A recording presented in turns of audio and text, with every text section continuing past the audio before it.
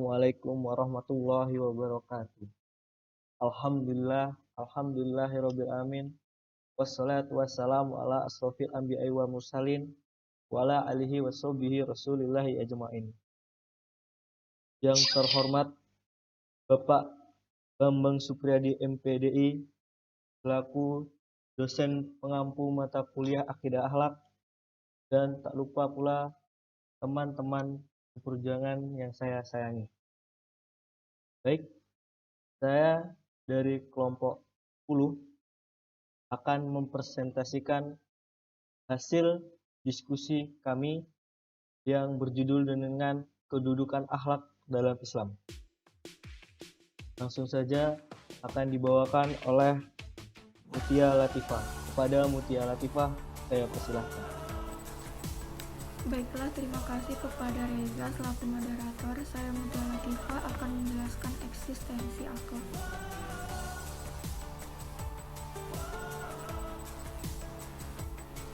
Seperti yang kita tahu, akhlak sebagai nilai moralitas dalam Islam memberikan peranan penting bagi kehidupan, baik yang bersifat individual maupun kolektif. Orang yang paling sempurna keimanannya adalah orang yang paling baik akhlaknya. Secara umum, moral terbagi menjadi dua, yaitu moral yang berdasarkan kepercayaan kepada Tuhan dan kehidupan akhirat, atau biasa disebut moral keagamaan. Yang kedua, moral yang tidak berdasarkan kepercayaan kepada Tuhan, yaitu Tuhan yang timbul dari sumber-sumber sekuler. Dalam hal ini, akhlak Islam merupakan sistem akhlak yang berdasarkan kepercayaan kepada Tuhan. Dasar pokok akhlak Islam adalah Al-Quran dan Hadis. Bahasan ajaran etika dalam Islam. Yang pertama, tujuan hidup setiap muslim adalah menghambakan dirinya kepada Allah untuk mencapai ridhonya, juga untuk mencapai hidup sejahtera lahir dan batin dalam kehidupan masa kini maupun yang akan datang. Kedua, dengan keyakinan terhadap kebenaran wahyu Allah dan sunnah Rasulnya menjadikan sebagai standar dan pedoman utama bagi setiap moral manusia, moral muslim.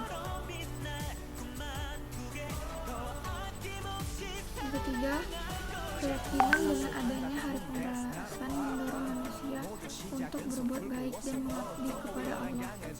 Yang keempat, Islam tidak memuji moral yang baru yang bertentangan dengan ajaran dan jiwa Islam berdasarkan Al-Quran dan Hadis yang diinterpretasikan oleh para ulama dan mujtahid.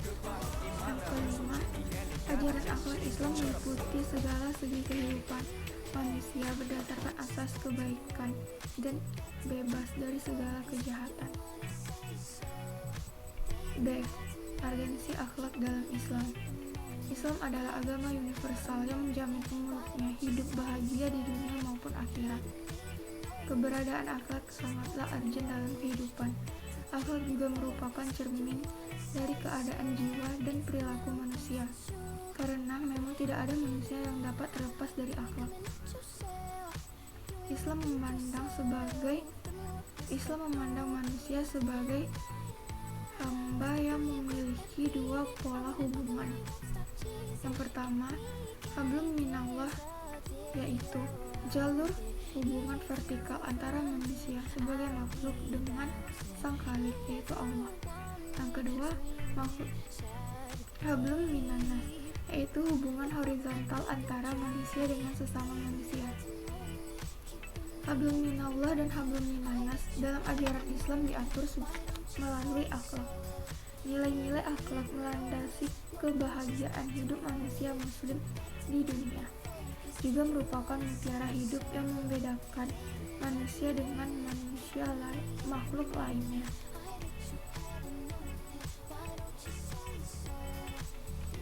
Akhlak juga merupakan mutiara hidup yang membedakan manusia dengan makhluk lainnya.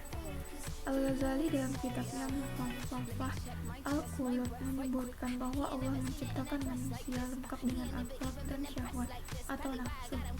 Peran akhlak dalam kehidupan jauh melebihi peran ilmu pengetahuan. Ilmu pengetahuan tanpa akhlak bahkan dapat menimbulkan kekacauan. Ilmu akhlak merupakan inti dari ajaran Islam. Ajaran moral Islam bersumber dari Al-Quran dan Hadis. Oleh karena itu, salah satu misi utama diutusnya Nabi Muhammad SAW adalah untuk menyempurnakan akhlak manusia. Landasan akhlak dalam Islam. Takwa merupakan asas yang kokoh yang tidak akan berubah. Takwa adalah fondasi tempat berkumpulnya semua sifat utama. Takwa ialah sikap mental orang-orang mukmin dan kepatuhannya dalam melaksanakan perintah-perintah Allah Subhanahu wa Ta'ala serta menjauhi larangannya atas dasar cinta. Orang yang berhasil mencapai derajat takwa dan mempertahankannya adalah orang yang sukses. Dapat diambil kesimpulan bahwa takwa merupakan landasan dari akhlak Islam. D. Ciri-ciri akhlak Islam. Akhlak Islam mempunyai ciri-ciri khusus yang membedakan dengan akhlak wadiyah, alat yang diciptakan oleh manusia. Adapun ciri-ciri akhlak Islam adalah kebaikan yang absolut, kebaikan yang menyeluruh, pengawasan yang menyeluruh, kewajiban yang dipatuhi.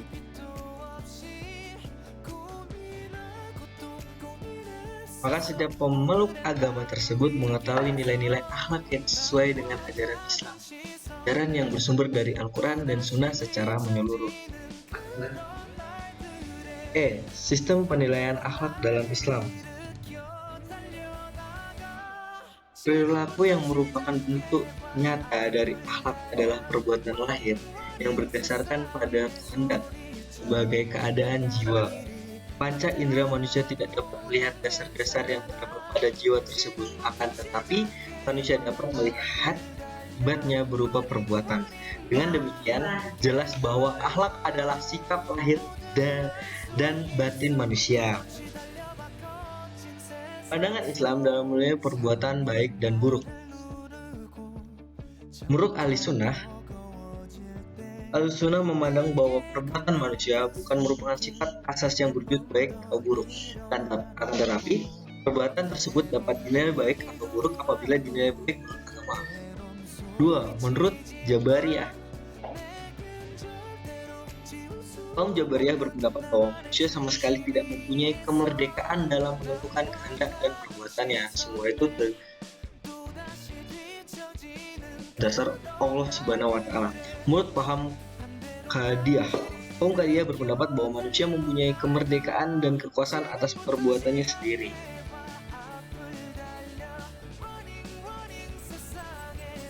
Baiklah, selanjutnya risalah Rasulullah untuk menyempurnakan akhlak. Nabi Muhammad adalah utusan Allah yang terakhir, yang membawa agama penyempurna dari agama-agama yang dibawa oleh para nabi sebelumnya. Segala tingkah laku Rasulullah, baik yang lahir maupun yang batin, senantiasa mengikuti petunjuk dari Al-Quran. Selalu mengajarkan umat Islam untuk berbuat baik dan menjauhi segala perbuatan yang buruk.